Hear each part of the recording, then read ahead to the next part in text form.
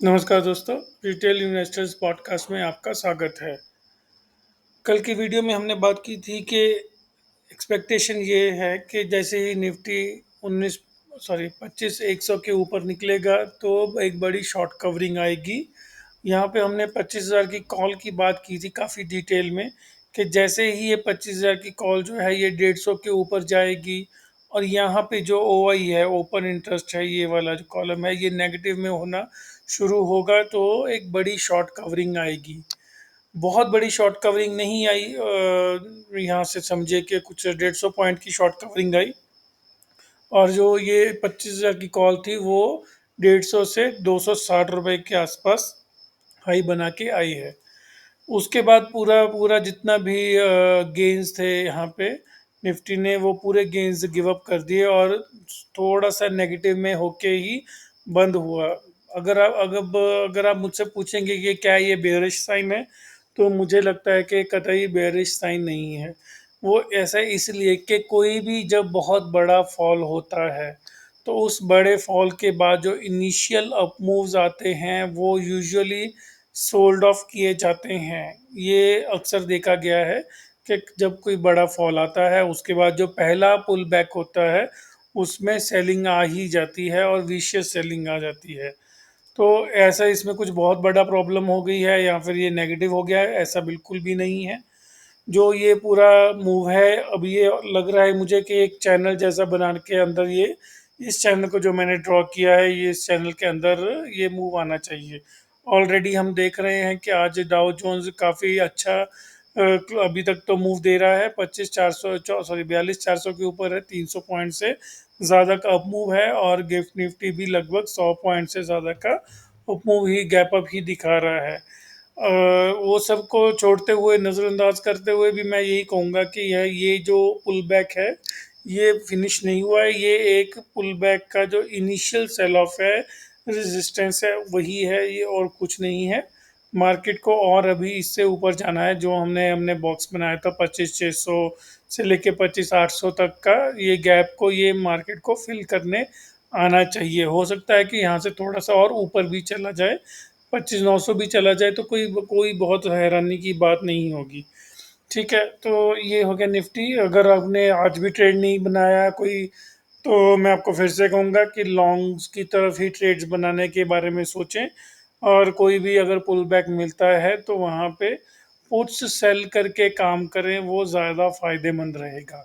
आज का भी अगर देखें तो आज भी 25,000 की, ये तो चलो कल की हो गई, बहुत नज़दीक की हो जाएगी, इसको तो रहने ही देंगे, इसमें ज़्यादा कुछ देखने को नहीं मिलेगा।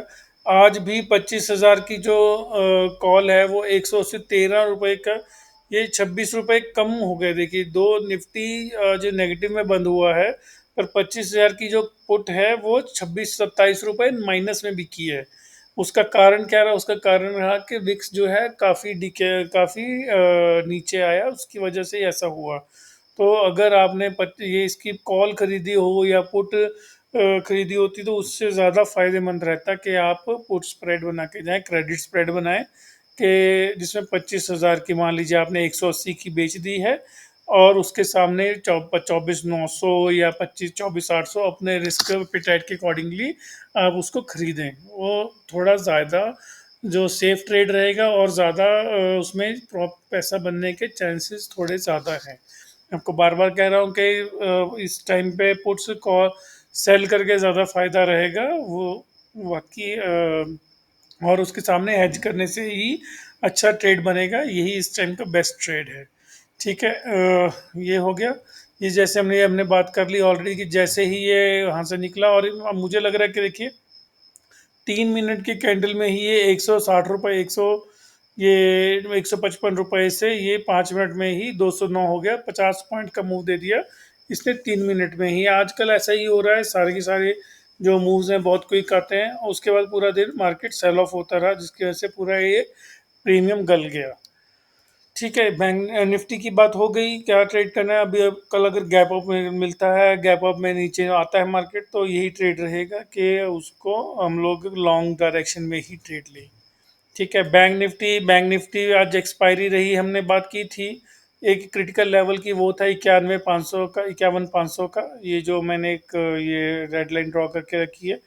मार्केट ने उसके ऊपर जाने की कोशिश की पर बिल्कुल ही टिक नहीं पाया और फिर पूरा का पूरा ऑलमोस्ट फ्लैट ही कहेंगे, 60-70 पॉइंट प्लस में जाके बंद हुआ।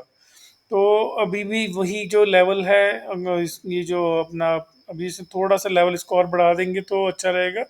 एक काम करते हैं कि इसको एक बॉक्स बना देते हैं ताकि हम लोगों के पास थोड़ा सा बेटर हम लोगों को एक पता चले। ये बॉक्स बना दिया है, ये बॉक्स के ऊपर निकलेगा तो ही इसमें कोई नया ट्रेड, पॉजिटिव ट्रेड लेने के बारे में सोचना चाहिए। वो क्यों? क्योंकि ये एक बहुत लंबा जो चैनल चला आ रहा है उसके अंदर जाएगा तो ही मुझे लग रहा है कि बैंक निफ्टी में पॉजिटिव मूव होना चाहिए। उसका रीज़न सबसे बड़ा है कि फिलहाल एच डी एफ सी बहुत वीक है। आज भी एच डी एफ सी में पूरा दिन सेलिंग पे सेलिंग आती रही। ये देखिए पूरा दिन ऊपर से 1657 से लेके पूरा 1.5-2% नीचे रहा। तो ठीक है, वो कोई प्रॉब्लम नहीं है, एच डी एफ सी अपनी चाल चलता रहेगा। हम लोग अभी बिल्कुल भी लॉन्ग नहीं है। पिछले जो महीने इसका लॉन्ग्स हमने काट दिए थे।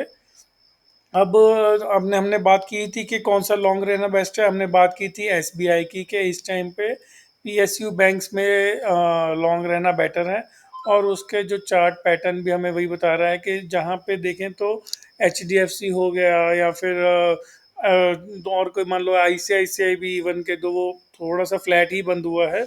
एसबीआई ने एक अच्छी खासी तेजी दी और लगभग लगभग 1.5-2% ऊपर जाके ही बंद हुआ। ये लगभग देखिए 2%, 15 रुपए का मूव इसने आज दिया है।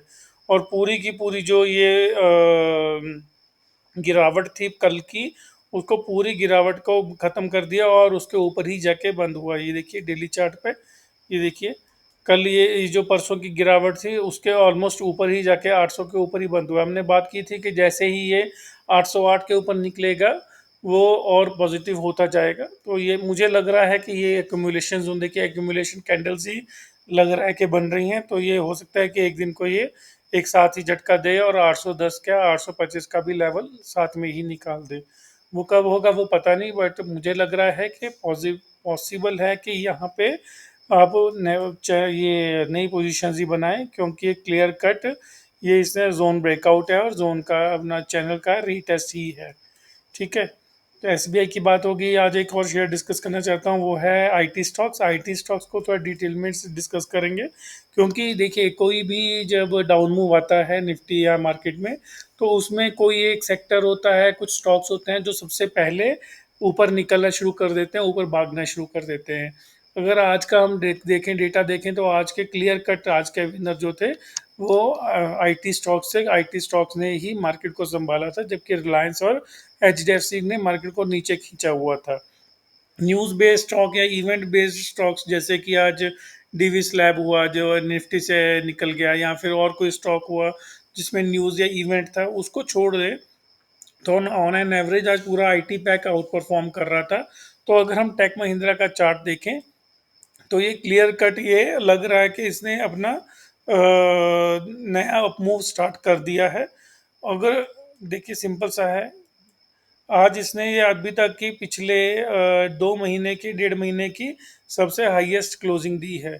और अगर मैं चलो मान भी लूँ कि अभी इसको और थोड़ा सा तय करना है, तब भी बहुत ज़्यादा नहीं, यहाँ से सिर्फ 60-70, 10-15 रुपए ही अप मूव आएगा तो ये breakout all all new time high पे, ऑल टाइम हाई तो आई थिंक उसका और नीचे है और ऊपर है, बट ये ऊपर और निकलने के इसके चांसेस हैं।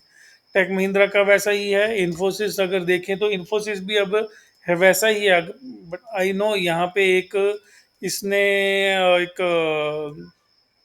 ये शूटिंग स्टार बनाया है जो थोड़ा नेगेटिव है, बट मार्केट की कंडीशंस देखते हुए कि जैसे कि बाकी की पूरी मार्केट नेगेटिव है, टुवर्ड्स द लोअर जोन है, ये अपने हाईज की तरफ है।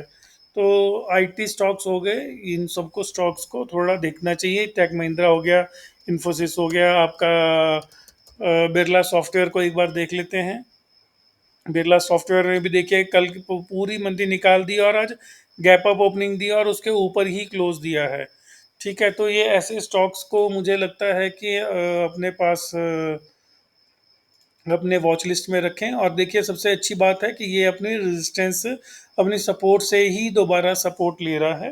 तो और ये बहुत बड़ी लंबी इसने अब ऑलरेडी करेक्शन दिखा दी है, जो पिछले लगभग 10 महीने से करेक्शन चल रही थी, और मुझे लग रहा है कि अब ये करेक्शन होने को है फिनिश। तो बिरला सॉफ्टवेयर भी एक शेयर होना चाहिए जो आपके उस पे आपकी वॉच लिस्ट में हो।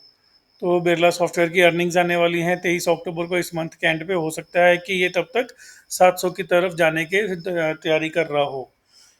ठीक है, तो ऑयल में नीचे आया हुआ है, ठीक है। वो इसराइल का वो जो वॉर है वो ख़त्म हो गया है।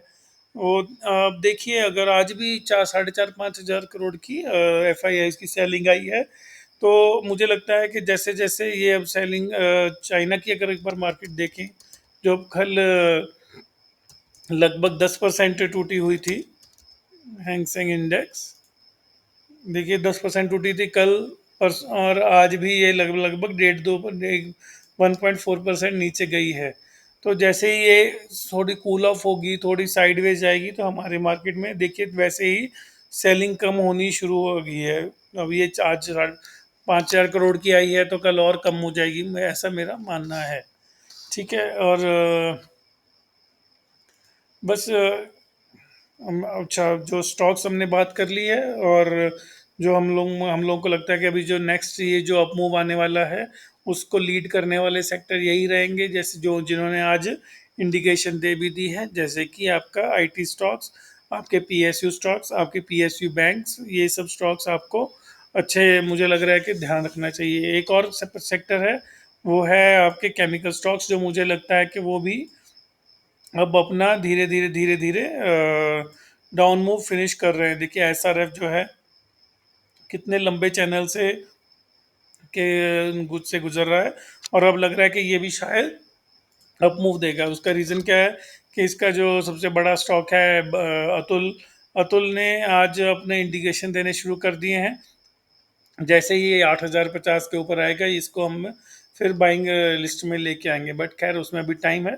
बट ये सेक्टर भी जो है, मुझे लग रहा है अभी कि ये बहुत अच्छा करेगा। ठीक है, अभी आप इस पर कोई क्वेरी हो तो पूछ सकते हैं। कोई आपका चैनल को सब्सक्राइब करें और वीडियो को लाइक और शेयर ज़रूर करें। Thank you very much.